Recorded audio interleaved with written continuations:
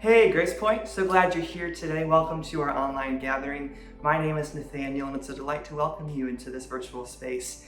If it's your first time here, we're so glad to have you. Thank you for joining us. Thank you for trusting us with your time and with your Sunday morning or afternoon, wherever you are. Thank you for being here. We're a progressive Christian church, and what that means is who you are, who you love, your questions, your doubts, your faith, your lack of faith, it's welcome here. You're welcome here. And we love and we value you for you. So thank you for joining us today. Today we're diving into week 6 of our meaning making series as we wrap it up by asking what now?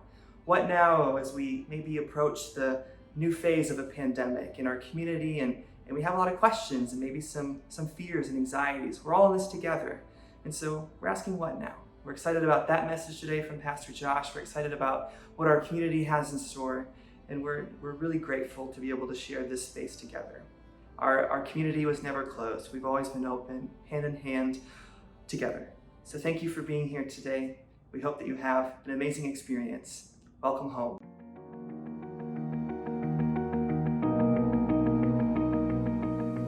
Welcome to Grace Point. We are a progressive Christian church, loving our community by gathering in our homes.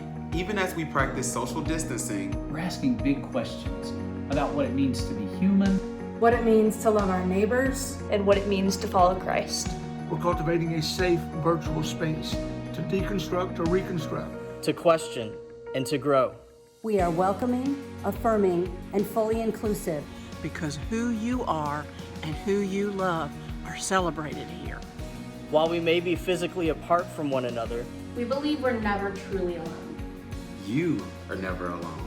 We're together in this.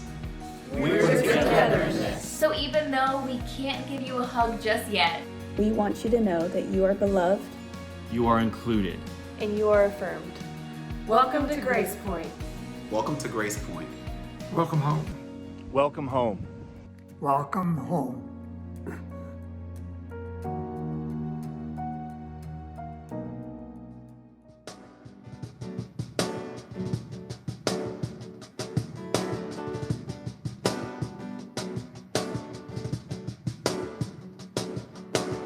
We found love that never runs dry, from the depths to the sky. Eyes fixed on the one who knows no end. You stand strong for all of time, in the joy, in the trial. You are the beginning and the end. Your love goes on, your love goes on. Ever our heart will see your love in everything. From sky to ocean deep, your love goes on. Through every rise and fall, we are forever yours. One thing we know is sure, your love goes on and on and on.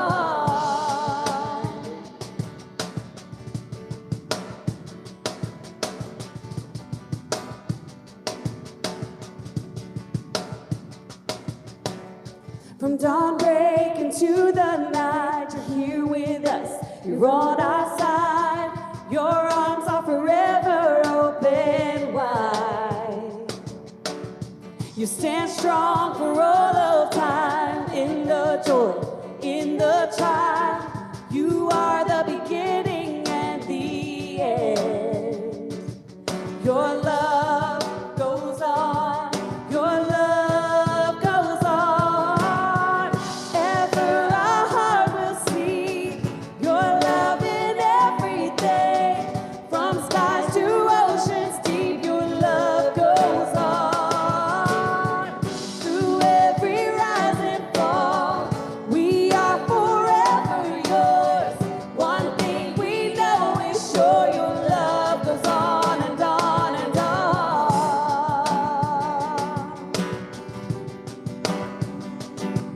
Ooh, your love unfailing, never shaken. Hope awakens in you.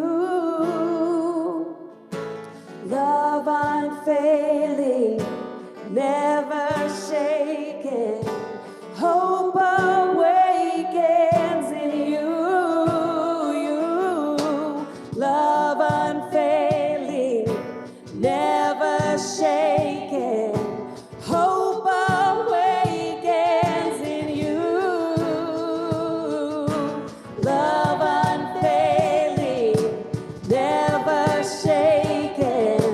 Hope awakens in you. Ever our heart will see your love in everything, from skies to oceans deep. Your love goes on through every rise and fall. We are forever yours. One thing we know is sure, your love goes on and on and on. Ever our heart will see your love in everything, from skies to oceans deep. Your love goes on through every rise and fall. We are forever yours.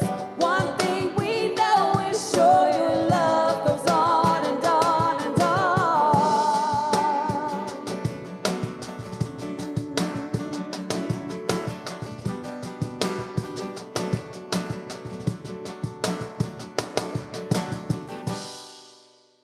Hello, Grace Point family, and a big hello to each GP kid and to each GP youth who are watching.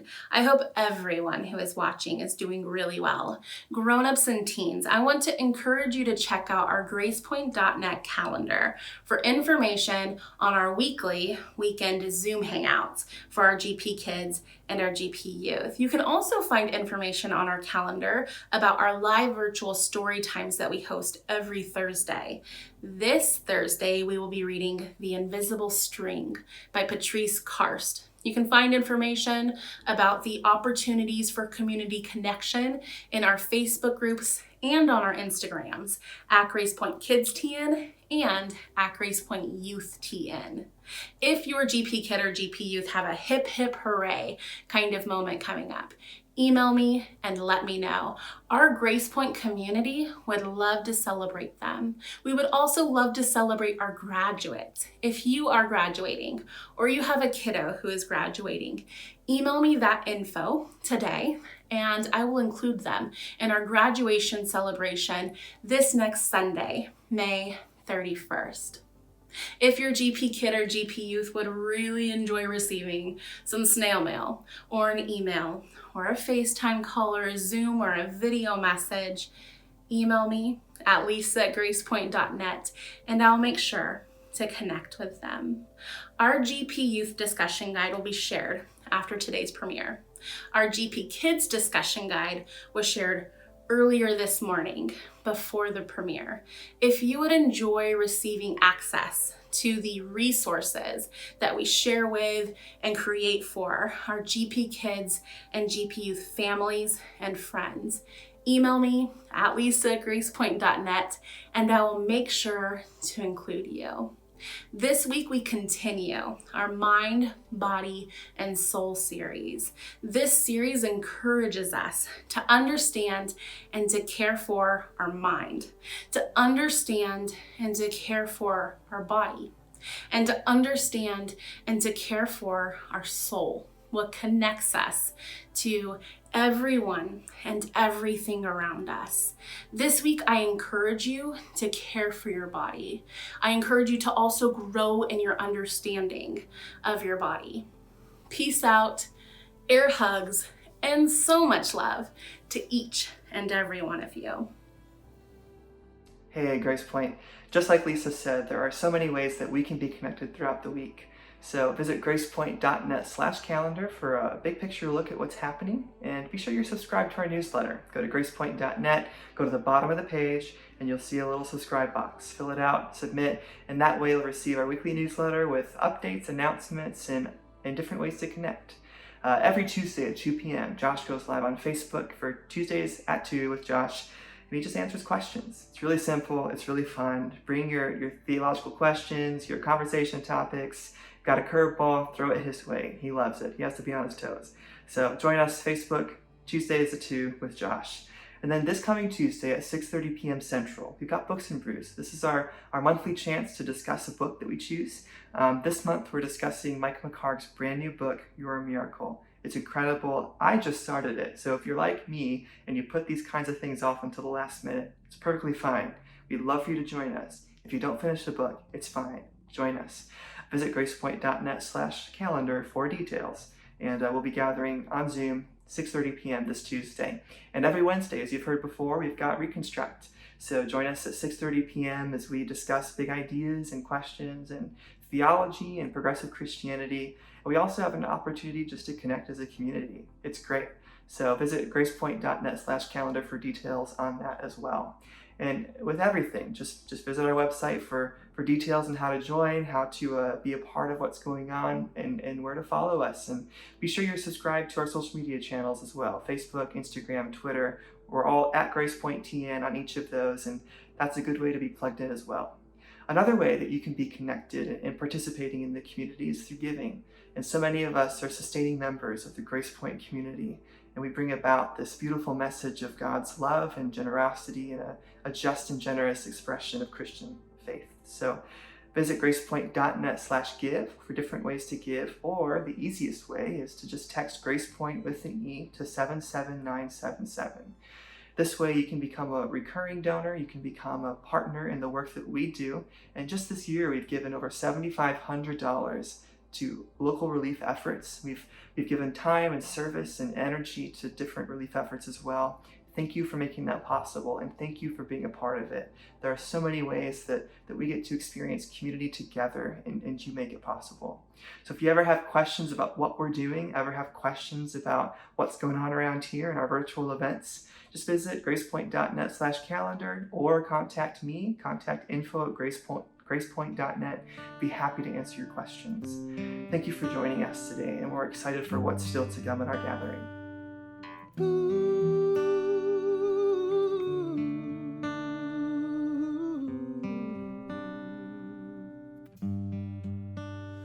Oh, how high would I climb mountains if the mountains were where you hide? Oh, how far I'd scale the valleys if you graced the other side. Oh, how long have I chased rivers from lowly seas to where they rise, against the rush of grace descending from the source of its supply. In the highlands and the heartache, you're neither more or less inclined. I would search and stop at nothing. You're just not that hard to find. So I will find you on the mountain. I will find you in the mountains in my way. You're the summit where my feet are. I will find you in the valleys all the same. No less good within the shadows, no less faithful when the night leads me astray. You're the heaven where my heart is, in the highlands and the heartache all the same. Oh, oh, oh, oh. Oh, how far beneath your glory does your kindness extend the path, from where your feet rest on the sunrise to where you sweep away my past. Oh, how fast will you come running if just to shadow me through the night? Trace my steps through any failure and walk me out the other side. For who could dare ascend that mountain, that valleyed hill called Calvary? But for the one we call Good Shepherd, who died for love upon a tree. I will find you on the mountain. I will find you in the mountains in my way. You're the summit where my feet are. So I will find you in the valleys all the same. No less good within the shadows, no less faithful when the night leads me astray. You're the heaven where my heart is. In the highlands and the heartache all the same. Oh, oh, oh, oh. Whatever I walk through, wherever I am, your love can move mountains wherever I stand. And if ever I walk through the valley of death, I'll sing through the shadows my song of ascent. Whatever I walk through, wherever I am, your love can move mountains wherever I stand. And if ever I walk through the valley of death, I'll sing through the shadows my song of ascent. From the gravest of all valleys come the pastures we call grace, a mighty river flowing upwards from a deep but empty grave. I will find you on the mountain, and I will find you in the mountains in my way. You're the summit where my feet are. So I will find you in the valleys all the same. No less good within the shadows, no less faithful when the night leads me astray. You're the heaven where my heart is. In the highlands and the heartache all the same. Good morning, Grace Point. It is so good to see you. This morning we are going to wrap up our meaning making series, which is a series we created in response to the COVID-19 pandemic and in response to the questions our community was asking during this pandemic. And so we began by talking about where is God during a pandemic. We talked about praying during a pandemic. We talked about finding identity during a pandemic. Last week we talked about learning to lament, to name the pain and the grief and the loss, and to actually experience the grieving process. This past Tuesday night with Dr. Robin Henderson Espinoza, we talked about experiencing community during a time like COVID-19. And today I want to wrap up by talking about the what now, returning to life on the other side of a global pandemic. And I know that's kind of hard to think about because in some ways it seems like that we'll never be back to normal. I don't even know if we want to go back to normal because normal had a lot of problems. But will we ever be able to do things again? Will we ever be able to be back in the seats at a Titans game, the stands at a Titans game, a Preds game? Will we be back in our favorite music venue listening to our favorite artists again? Had Matchbox 20 tickets for August and they just postponed the tour till next year. So super bummed about missing that show in August. Will there ever be a time? Yes, there will. It may not seem like it, but there will. There'll be a time when we can go out back into the world, mask-free, with just the normal worries, right, of all the other things that are going around depending on the time of year. But with that, in many states and cities are beginning to sort of relax some of the the guidelines. They're beginning to open things back up. You can get a haircut. Maybe soon you'll go to the movies. You'll have those opportunities. But with those also brings anxiety and worry. How can we know it's safe? Even to go out with a mask on, how can we know it's safe? And there's a certain amount of that we can't. There is no certainty in life. What we can do, and listen, don't let people Jesus juke you. People will try to say, well, if you just have faith in God, if you just believe enough, God will protect you. You'll be in your little Jesus bubble. That's just not how it works. That's not how anything works. And so the best we can do is to follow guidelines. It's to take care of ourselves and our loved ones and our neighbor in the best way we possibly can, which is following guidelines and practicing physical distancing and doing those things. And as we begin to do that and take it seriously, as states begin to shut down, as churches halted in-person gatherings, as those things happen, the cases are now on the decline. And that's exciting and that's good. We've still got a ways to go. So that anxiety is normal, that worry is normal, and it's a part of this process. And so we do the best we can. We follow the guidelines. We do the best we can. I want to think a little bit more about that today, though. And there's a phrase that has been used. I used it. I've used it. A lot of people have used it in speaking about this particular situation. And that is that we are all in the same boat. I mean, how many of you have heard that? We're all in the same boat. And there is a little bit of truth to that, right? Because this has affected everybody. The entire planet has experienced this pandemic. It has not been a respecter of persons.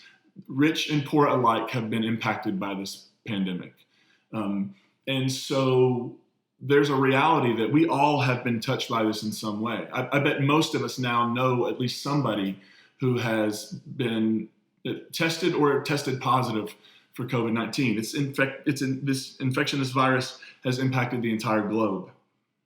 And it's done it in different ways, though. We all haven't been impacted in the same way. So for some of us, the main impact has been inconvenience. Inconvenience that now we're having to work from home and our kids are around, everything's crazy. Inconvenience that whenever you can't go out and sit down and eat in a restaurant, right? You have to get it to go. Inconvenience that you wear a mask when you go out, or that you have to physical distancing is an inconvenience. There have been some of us who have experienced inconveniences. We've had our graduations canceled. We've had meetings postponed. We've had conferences that have canceled. We've had concerts that have been canceled, right? And those things matter. Of course, those rites of passage like graduation, those matter, and they are to be grieved and they are to be mourned. Absolutely. But then there are others who have been affected even more so. They've actually been sick, or a loved one has been sick, a friend has been sick. They've gotten COVID-19 and they tested positive, and they've had a real physical response to this. They've been deeply affected at a cellular level. Then there are the essential workers who have been affected in ways that I haven't been affected, as they go out into the world and serve and give of themselves and pour themselves out and put themselves at risk so that people who are also at risk can be cared for, doctors, nurses, people who are doing food deliveries, people who are opening who are doing grocery delivery. Like, all of those folks have been affected in a way that I haven't been affected. And then there are people who've been affected economically by this in pretty terrible ways. This last week, I actually had a conversation with two different friends who they earned their living by either going out and playing concerts or going out and getting groups of people together and talking about ideas. And both of those people have lost all of their gigs for 2020. Nothing is on the calendar now until next year. And sort of as the year began, everything was fine. And then all of a sudden, when this pandemic became unignorable, the bottom fell out, and now they're sorting out, like, how do I make money? How do I pay my bills? How do I buy groceries? So this has had an economic effect on so many people. And so the reality is we aren't all in the same boat, because we've all been affected, yes, but we've all been affected differently. So maybe a way that I've learned and been trying to think about this is not that we're all in the same boat, but I think we're all in the same storm. This pandemic is a storm, and it is affecting everybody. It is a global hurricane. It is a global storm, and no country and nobody has been left unaffected by the presence of COVID-19. We're all in the same storm, but we're not all in the same boat. And so the thing that I've been thinking of as we begin to think about going out back into life in some way, beginning to reopen things, returning to some sense of whatever the new normal might be on the other side of this. The question I've been asking myself, if we're not all in the same boat, that means we're all moving on the water in a storm together, and that we all have a wake behind us. And essentially, a wake is when a boat is moving through the water, it displaces water, and the water comes back around and recirculates behind the boat. And that can be really hard if you get stuck trying to swim or stuck trying to move around behind a boat, because that water comes in quick and it is very, very difficult to be able to maintain. And so the question I've been asking is, who is in our wake? Who is in my wake? As I begin to move back into life, I'm going to leave by my choices, what I choose to do. Do I choose to wear a mask? Do I choose to physical distance? Do I choose to still follow guidelines? My decisions will not only impact me and the people in my boat, but actually, as my boat moves through the water, it is going to affect people who are trying to also make it behind us. Another, if the boating metaphor doesn't work, I want to show you a video.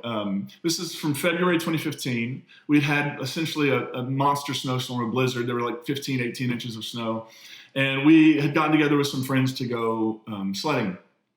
And one of my buddies looks at me and says, hey, you know that big tube we take on the lake that gets pulled behind the boat? What if we hooked it up to the back of my truck and we'll pull you down the road on the tube thing? And I was like, yes, immediately. Didn't think about it, had no questions. Tie the tube to the back of your truck, and then just pull me down the streets of Morgantown. And so we did. And what you see in this video is the moment I began to realize this was a terrible, terrible, terrible idea. And the reason it was terrible is because as the truck moved through the snow, it was pushing snow out of the way, but all of that snow was flying back. I was in the wake of the truck, and all the snow was flying back and hitting me in the face, and I could not catch my breath. I just couldn't, and I started to almost panic because I couldn't let them know, because I had my hands up trying to keep the snow out of my face. They couldn't hear me. I had no way of communicating. I'm about to drown on this tube because I can't get air because the snow is coming at me so fast and so much. And I really, for a moment there, I thought, is this how I'm going to go out, being dragged behind a truck on a tube, drowning by snow? Is that really what's going to happen to me? And as I thought about sort of going back out into the world in some way, shape, or form, I thought, man, it's really sort of like that. What I choose to do will affect other people. Whoever's downstream, whoever's behind us, are going to experience, their experience is going to be shaped by what we decide. And so, yeah, it may be inconvenient to wear a mask. It may be inconvenient to be physically distant. It may be inconvenient to not just jump right back into everything. But we're not really doing this just for us, right? We're doing it for all of us, for our neighbors, for our friends, for people we don't even know, because it's part of our core values. It's part of who we are as people, especially as we think about the Jesus story. And there's actually a time in the New Testament where Jesus is asked, what is the greatest commandment? And Jesus responded like this in Mark 12. The greatest commandment is, hear, O Israel, the Lord our God, the Lord is one. You shall love the Lord your God with all your heart, with all your soul, and with all your mind, with all your strength. That's a quote from Deuteronomy. It's a reading known as the Shema, which is the Hebrew word for hear. And it's essentially a early Israelite monotheistic sort of commitment. So Jesus said the greatest commandment is to love God with your whole being. And then he follows it up. The second is this: you shall love your neighbor as yourself. There is no other commandment greater than these. So Jesus is asked, what's the greatest commandment? But he doesn't want to boil it down to just love God. He actually says, love your neighbor as yourself, which is a whole other discussion, right? Love your neighbor as yourself. Many of us grew up in a Christian tradition that taught us to almost hate ourselves, to see ourselves as depraved, fallen, terrible beings, unworthy of love, right? And Jesus doesn't seem to start there. Jesus seems to start with, if we are the beloved, and we recognize ourselves as children of God, deeply beloved, then our response is to live out of that belovedness and to see everyone around us as beloved also. Jesus says it's not just enough to love God. It's also about loving your neighbor. And it's not just about loving your neighbor. It's about loving yourself. Now, later in the Christian movement, one of Jesus' early followers named Paul, in his book, his letter to a church in Galatia, here's what he says toward the end of that book in Galatians 5. You were called to freedom, brothers and sisters. Only don't let this freedom be an opportunity to indulge your selfish impulses, but serve each other through love. All the law has been fulfilled in a single statement. Love your neighbor as yourself. Think about that. He says, all of the law has been summed up in this. And he doesn't even mention loving God. He says, everything is summed up in this. Love your neighbor as yourself. And it's this realization that it is impossible to ultimately love God when we do not love those who bear God's image. And I love how he begins. You're called to freedom, but don't let freedom be an opportunity to be so self-indulgent that you do so at the cost of everyone else. I think what he's getting at in that statement is who is in our wake? Who is downstream? How are our decisions going to impact people? Not just us, not just the people in our house, not just the people we love, not just the people in our community. How are our broader decisions going to impact the larger community? How are they going to impact the world? There are so many unknowns ahead of us, and we ultimately just aren't in control, which is scary. And it's often, I mean, sometimes if we can control something, if we're in charge, if we can just make it work, we can figure it out, we can do it. And this is not one of those things. So what do? We can't control the virus. We can't control what other people around us are doing. There are some churches that I know in Kentucky that are beginning to open up, and it's just a terrible, terrible decision, I think, to get hundreds and hundreds and hundreds or thousands of people together in the same room right now. But we can't control those decisions. There's only one thing we get to control in this storm. We get to control our response. Right? And so when I go in the grocery store and I see people aren't physical distancing and they aren't wearing masks and they just seem to not care, yeah, that's frustrating. And I can't control it. I can't control it. But I can control what I do. I can follow the guidelines so that I protect my family, so that I protect my friends, so that I protect my neighbors, so that I protect my community, so that I protect my neighbors that I don't even know. Right? We can make the choice. We get to decide what we do. What if part of that decision was, it's not about my freedom at this point. It's about our freedom to be healthy, our freedom to live, our freedom to have life to the full. So I want to make my decisions, not just on what is convenient for me. I want to make my decisions based on what is good for the world. Can you imagine if we all begin to think this way?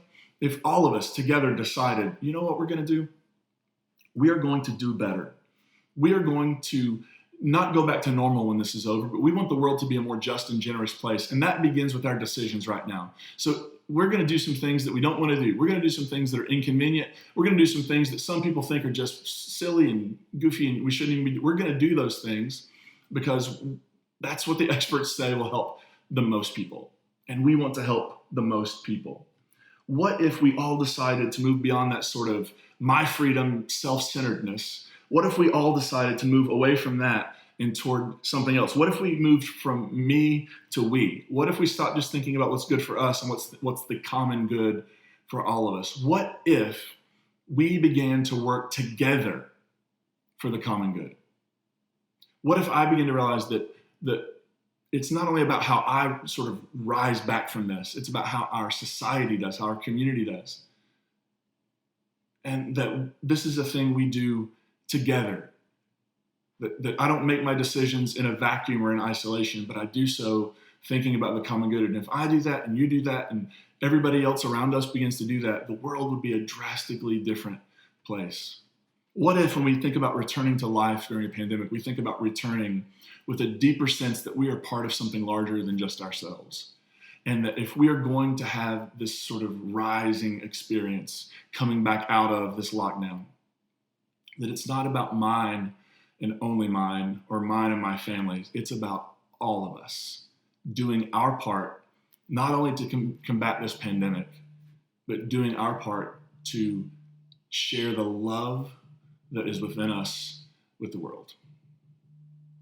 It's doing our part to take seriously Jesus' invitation, Paul's invitation, to sum up the entirety of everything we're responsible for as this: love your neighbor as yourself.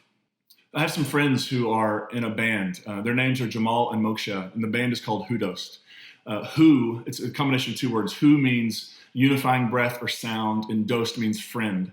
So the band is essentially, the name is Friend of the Unifying Breath or Sound.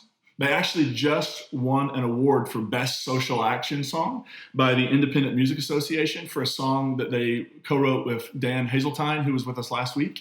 The song is called Rise Together. And I asked them if they would share that with us this week, because I think that if we want to encompass, like this song encompasses the point. It's not about just me rising, not just about just you rising. It's about what we do together. So I'm so grateful to Jamal and Moksha for sharing this with us, and I hope you enjoy it as much as I have. Good morning, Grace Point. Good morning. We're so happy to be with all of you, Josh, Carla, and family. We miss you, and we hope it's true, a lot. And we hope to be with you in person before too long. All of you. All of you. We're going to do a song called Rise Together.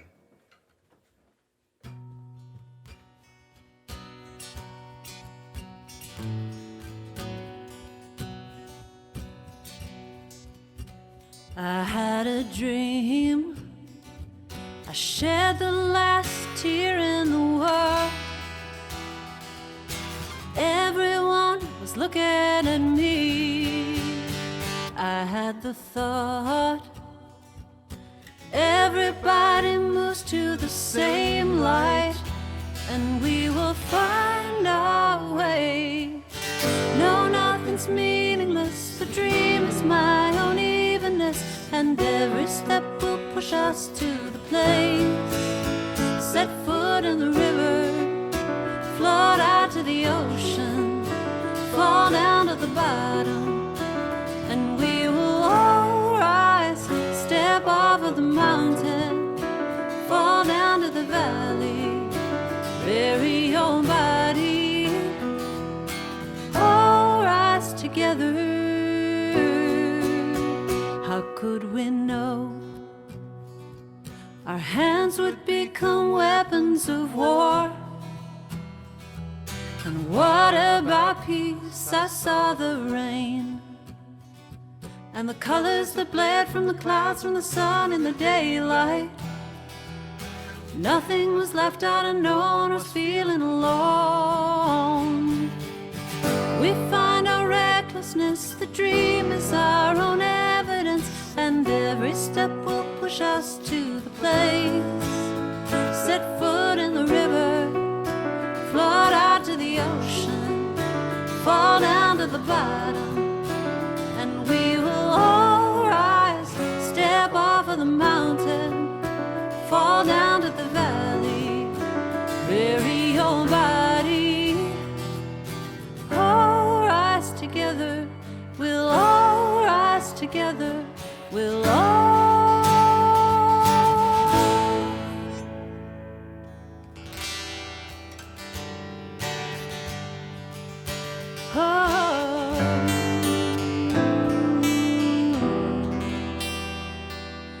rise up again, rise up again. Oh, won't you rise up again, rise up again.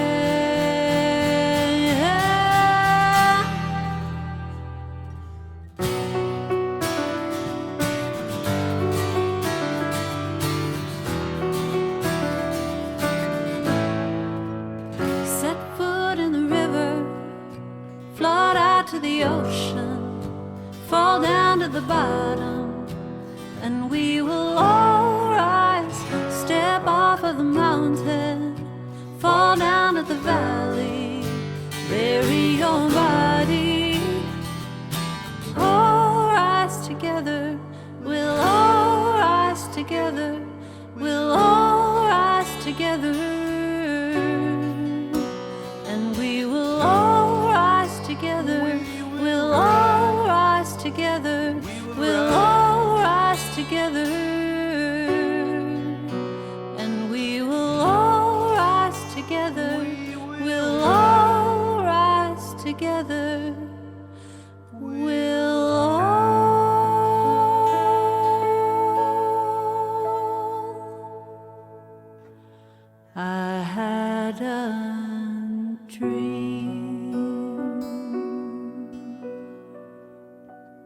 Once again, thank you so much for being here with us again this week, Grace Point.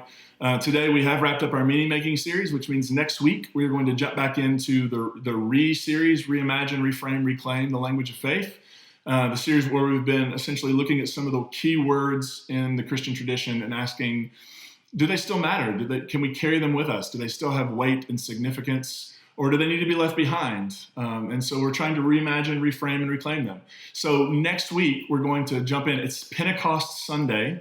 And so next week, we're going to talk about church. We're going to talk about, because Pentecost is kind of known as the birthday of the church. So on that day, what does it mean to be a church? What is our work in the world? What is our mission in the world? And how do we do that really well? So I hope you'll make plans to be with us next week. Don't forget all the opportunities for connection we have coming up this week. And I hope you have a wonderful week ahead of you, Grace Point. We love you. Grace and peace.